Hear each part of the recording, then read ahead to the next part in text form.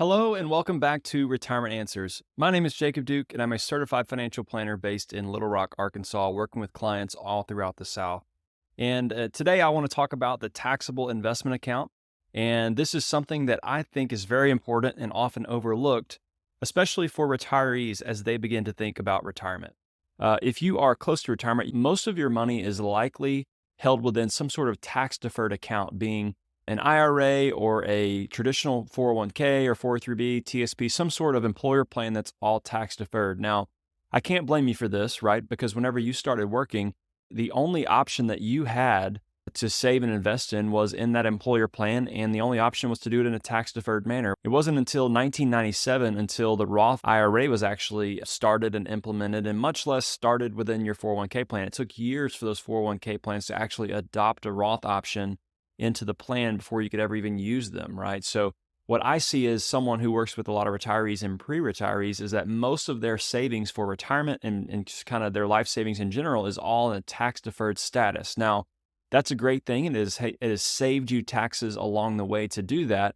But we're going to run into some issues whenever we get close to retirement because of a couple different things. Number one, if you are younger than 59 and a half, you potentially run into some early distribution penalty issues if you're under that age limit.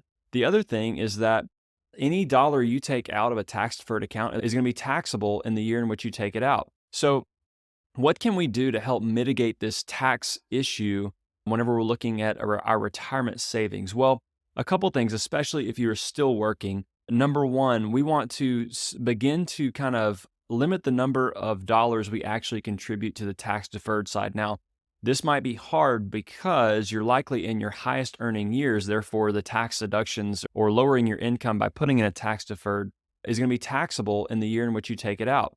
So that becomes an issue. And to be honest with you, I've seen it in some situations where more people pay more taxes in retirement, especially later in retirement after RMDs kick in, but people can pay more taxes in retirement than they do while they are still working, which is kind of mind-boggling, right? We do not like the sound of that. So what can we do to help mitigate this tax issue whenever we're looking at our retirement savings? Well, a couple things, especially if you're still working. Number one, we want to begin to kind of limit the number of dollars we actually contribute to the tax deferred side. Now, this might be hard because you're likely in your highest earning years. Therefore, the tax deductions or lowering your income by putting in a tax deferred account, that actually helps you out because you're earning more than you ever have. Now, I totally get that.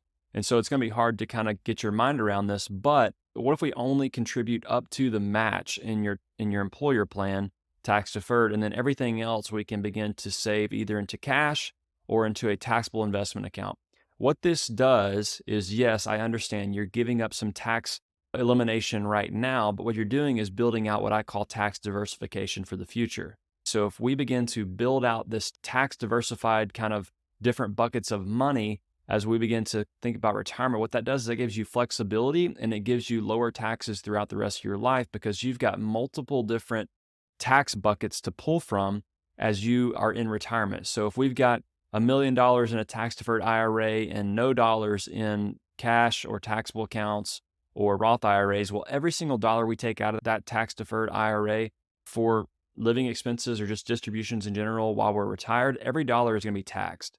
And so what if I said, hey, we've got $750 in this tax deferred account, but we've got $200 in a taxable account / cash account, and then, 50 in a Roth IRA. Well, that changes the game just a little bit because you've got different sources of income to pull from and different tax statuses to pull from. So that is the main thing that I'm looking at whenever I start to think about, should we contribute all of our money to tax deferred as we're getting close to retirement, or should we start to think about that taxable account and tax-free account in the Roth? Another thing we have to worry about, contrary to retiring before 59 and a half, is RMDs that are, right now, the way the legislation is written, those begin kicking in at 72. There is talk about increasing those to 75 or 73 or an older age because we are living longer. But RMDs are going to be an issue for most people, especially married couples who a spouse predeceases the other and the surviving spouse actually lives for a long period of time. The reason why is what I call the widow's tax trap.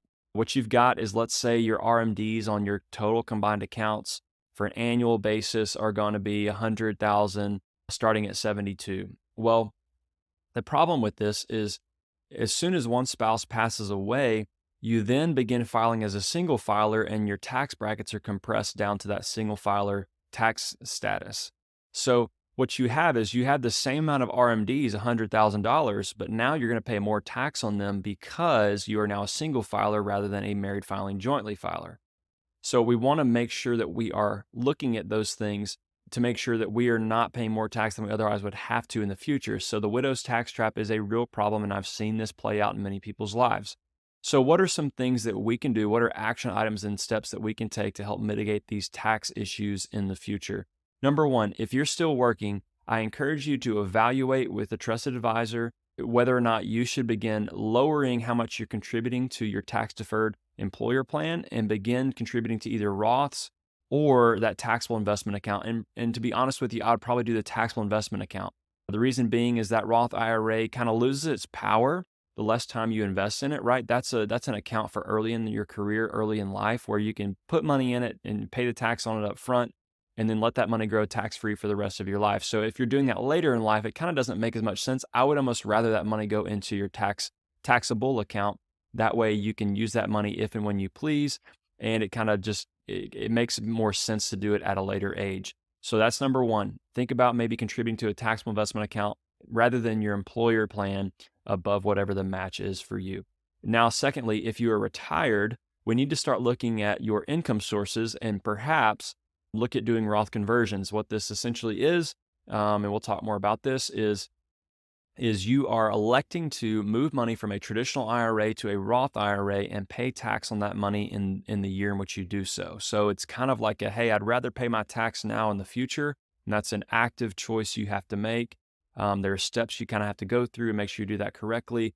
We obviously don't want to be above the IRMA surcharges. If you're on Medicare, we do not want to increase our taxability of our Social Security if that's possible. So kind of a lot of things would go into that Roth conversion decision and kind of where your income is coming from at the moment. So if you're retired, that's something I would for sure look at. If you have really large tax deferred accounts, hey, should I be doing Roth conversions? Would they be beneficial for me or not?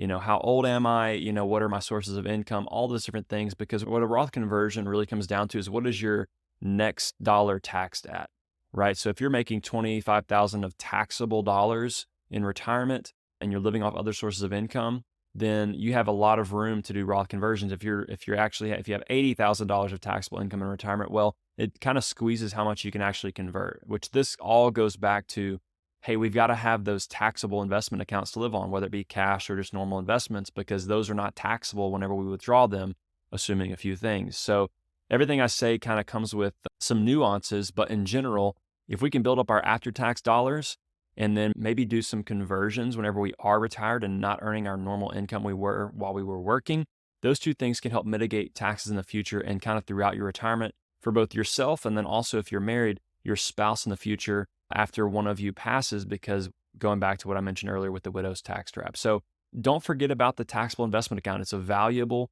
account that a lot of people overlook simply because it doesn't offer tax benefits, but what it offers, and perhaps even more important, is flexibility. It gives you the options that you desire, and it allows you to do so with minimal taxes. So don't forget about that. Think about that. Consider it in your plan. I hope this has been helpful and informational. And once again, you've been listening to Retirement Answers. My name is Jacob Duke, and we will see you in the next one.